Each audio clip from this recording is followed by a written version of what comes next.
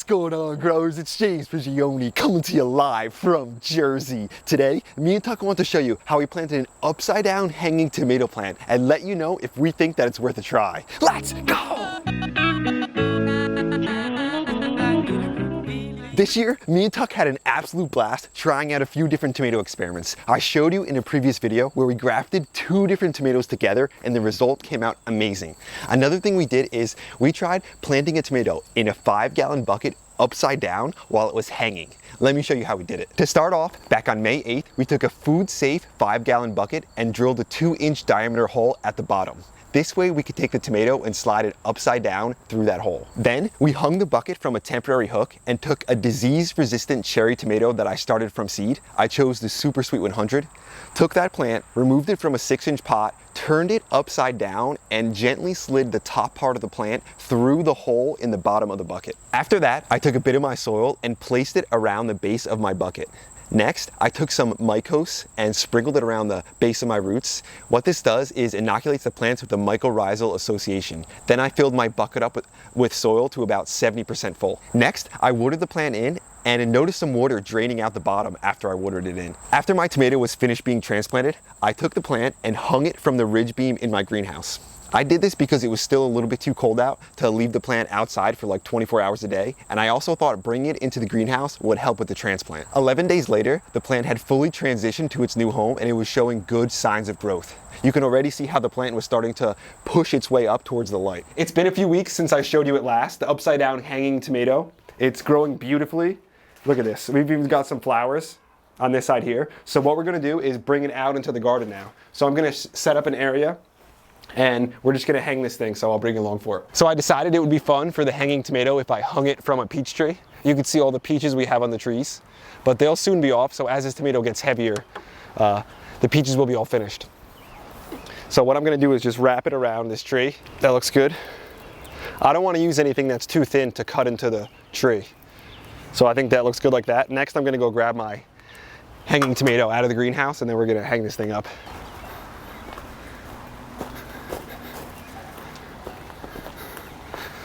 Look at that thing, it's crazy. Looks cool. Yeah, look at this thing. It's just growing absolutely beautifully. Let's get it hung up though. What I did was I just twisted the cord at the top a little bit so it wouldn't spin off of me. Now I'm gonna get the height that I want. It's gonna twist it a few times so it doesn't go anywhere. There we go, all hung up. So now what I'm gonna do is I'm gonna run a string that goes from up here down to the bucket, and then I'm gonna run another string that goes from the bottom of the bucket down. I'm gonna do this so that I can stabilize the pot so it doesn't blow in the wind too much, and I'm also gonna grow the tomato up the string. You'll see it as it starts to come together, but look how odd this looks with nothing growing in the top up here. So you can peek up in here, see the soil, see the variety, but there's no plant growing in there. It looks funny.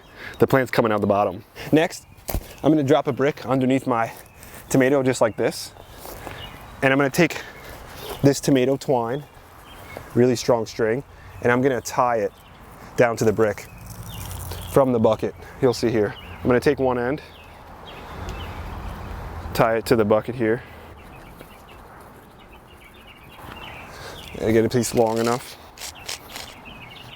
I'm gonna take this string, go underneath my brick, and then back up the other side. Then I'm going to tie it back to the other side.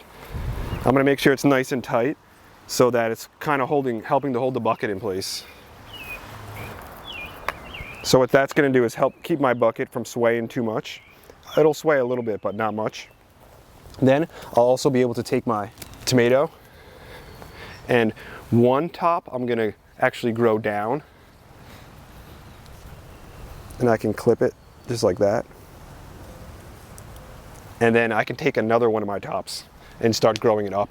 So we're gonna have the tomato growing in both directions. Next, I'm gonna take one more string, tie it to the top here.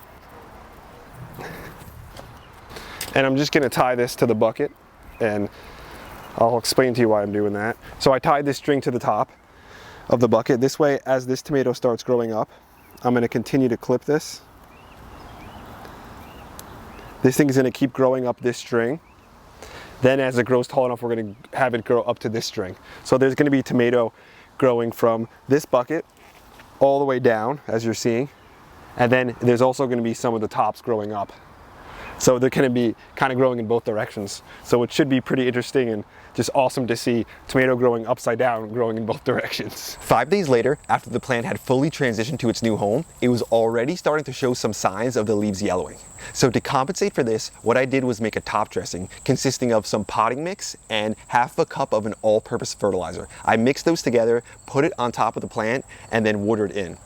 After that, I put on top of the bucket some diced leaf mulch just to help hold some of that moisture in. It's August 19th now, and to my surprise, the plant is growing really, really well. This thing would be absolutely loaded with tomatoes if the birds and the squirrels weren't stealing them just as they ripen. You can see how the plant is growing in 2 different directions. One part is growing down, just like this, and almost like sprawling along the ground, and then the other part is growing up towards the tree. And the bucket is in the center. I think it looks pretty unique and cool, and it's just something you don't see with tomatoes usually. So you'll notice what I didn't do is I didn't just let all the tomato grow out the bottom and hang down and sprawl along the ground like this, because tomatoes are vines and they like when they can attach to something, hold on to that, and then produce the fruit from that. So if you move up here, you'll notice what I did was I ran some strings so that I could tie the tomato to the string. This way it had some good support, could grow vertically up the tree, and not all the tomato was just hanging from the bottom and sprawling on the ground. There's a few things to note when growing a tomato like this. The first one is that it's going to take more water and more fertilizer than a standard tomato plant would. The reason for this is because every time you water this plant, the water just drains out the bottom. What this does is every time you water, you're essentially just flushing the nutrition and the fertilizer out of that soil because it just kind of drains out the bottom with the water. The second thing you need to take into account is since the water drains so quickly out the bottom, the soil has a tough time getting fully saturated. This means on really hot days, you have to come out every single morning and water this plant. If not, then at the hot part of the day, the plant will wilt really badly. It's really important that you only water this plant in the mornings and not at night. The reason for this is as we track down, every time we water, the water drips down onto the plant and gets on the leaves. So you do not want these leaves staying wet for a long period of time. If you do it at night, they'll stay wet for a long period of time and you're just increasing your chances of getting bad fungal issues. I wouldn't suggest hanging your tomato in a super sunny location, or that's just going to cause the soil in the bucket to dry out even quicker. So I'm happy I hung my tomato in a section that gets some filtered sunlight, so on the hottest part of the day, the plant has a little bit of relief. The third thing to note is it's vitally important if you want to grow a tomato like this that you choose a super disease resistant and hardy tomato. The reason for this is every time you water the plant, the water is going to drip out the bottom and it's going to get the plant wet and the leaves wet. So if you grow a variety that's susceptible to fungal issues, that's going to be a huge problem and it's going to make it much harder for you. So I suggest growing a variety like the Super Sweet 100 like I'm doing here, or something like the Cherry Bomb, a variety that has great disease resistance. Overall, growing the upside down hanging tomato was a lot of fun and a super enlightening experience. I have some things that I would change for next year that I'm going to share with you at the end, and I think this design could work a lot better. Overall though, just in this actual design, how I did it, I don't think this is the best way to grow a tomato. Right here is another Super Sweet 100 variety that I grew with the same soil, same fertilizer, and in a bucket as well, but I planted this one not upside down. This plant is doing a lot better, as you can see. And a few things about it is that it also didn't take as much water or fertilizer to grow it, because every time I water this plant, when you come down here, when I water, all the excess water that has the fertilizer and stuff in it goes to the bottom, drains, and then stays in this tray, and then the plant is able to just suck that water back up. So we're not wasting any fertilizer or any water with this design. So was this a success, and would I do it again, and should you try it? I would have to say yes to all three. If you look through the plant, you'll notice we got some good tomatoes from it. Again, if the squirrels and birds didn't steal a lot of them, there would be even more. There's some down here. I'm gonna grab some fresh ripe ones, some that they left. But I would definitely do this again, and I'm going to do it again. I'm just going to switch the design a little bit, and I'll show you how I'm going to switch it right here. First, let me taste one of these.